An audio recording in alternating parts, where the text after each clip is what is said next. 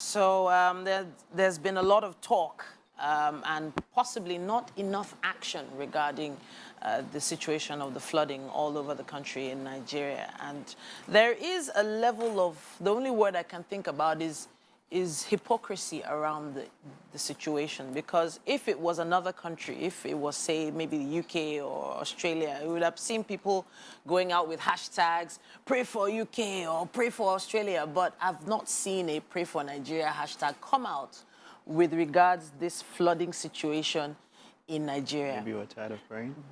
Well, tired of praying, well, hey, that's all about the individual. But it's such a serious situation, and I just feel like not a lot of people are talking about it. It is. One of the worst hit is Bayelsa State, and the reason why we even have data on what's happening in Bayelsa State is because some international media organizations went there. You know, it's even hard, and of course we have been also there. But then it means that there's quite a lot. Now this is sad because there are 8 local governments in Bayelsa, and 7 of them are submerged. The reports have it here that over 700,000 people have been displaced. Displaced. Wow. You have over, according to some reports here, over 600 dead. 612 as at this morning. You know, over 600, according to reports. You know, so and then you have over 2.5 million Nigerians that are currently affected by this flooding. And now we are in the ember months. The price of food items are going up. It was already going to go up anyway. Yeah, but then you have rice. A bag of rice is now sold at 47,000 naira, according to reports. And also, you know, based on, you know, a few investigations that have been ongoing. And then there are a few people who have also said that you have gone to the market to check the prices of some of these When last did you buy rice?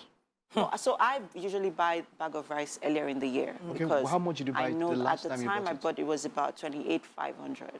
When last did you buy rice? How much did you buy it? So I'm not a big fan of rice. Okay. I don't buy it as regularly as the average person. As you do. And I don't buy it in the quantity people buy. Exactly. I think that's also the same thing for me. I don't buy in that quantity because I don't want to store for too long. No, so I buy in smaller buckets and all of that. And because, I'm trying to reduce starch and all that. So I don't have, but then, like you said, 28 much earlier in the year. Yeah, and the last time someone told me was 35. That was some few weeks back, 35,000. A few days ago, it was about 47,000. So, so this raises food security concerns.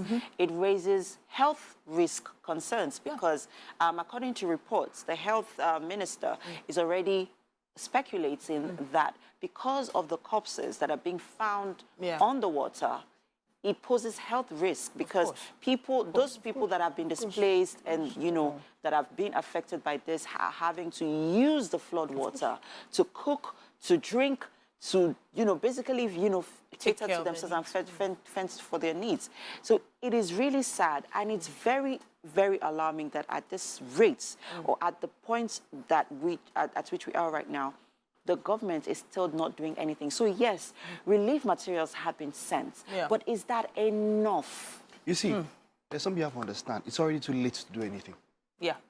It's climate change. Too late. This is climate change. No, it's not climate. It's not climate change. It's not this climate is already change. too late. Yes, it's not climate change. You see, the most that can happen now is to let it run its course. There's nothing that can be done. You see, these kind of things are preempted. You are proactive. You see, someone always mentions something about thinking negatively and thinking of failure. Sure. For you to be a success, you have to think negatively.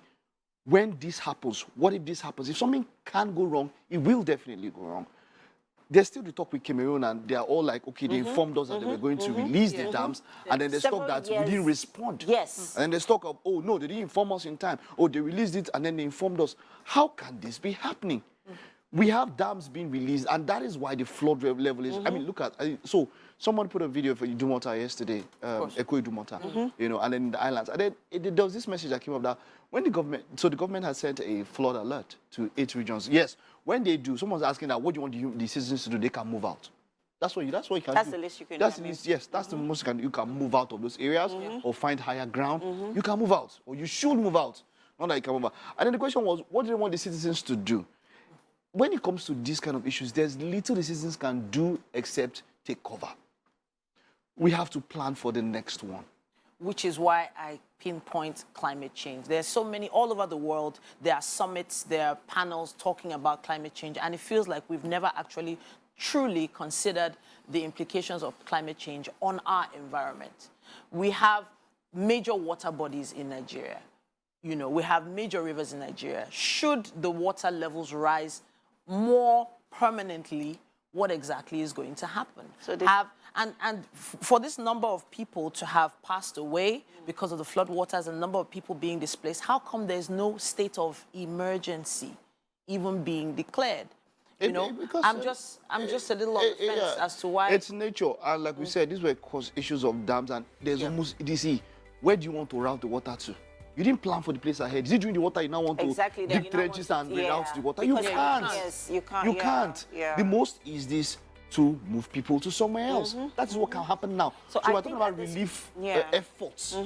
Apart from materials being sent to them, efforts are moving them out. That is the only thing that can be done now. So I think what we can do now is to plan ahead. Yes, the government really now needs to set up displaced camps where you can move people to, especially now that there are, you know, reports of some of the places being submerged in water. This is a very, very sad incident, and I really pray for the people who are you know, caught up in this incident. I mean, that's the only thing we can do right now. Pray for Nigeria and pray for us as well.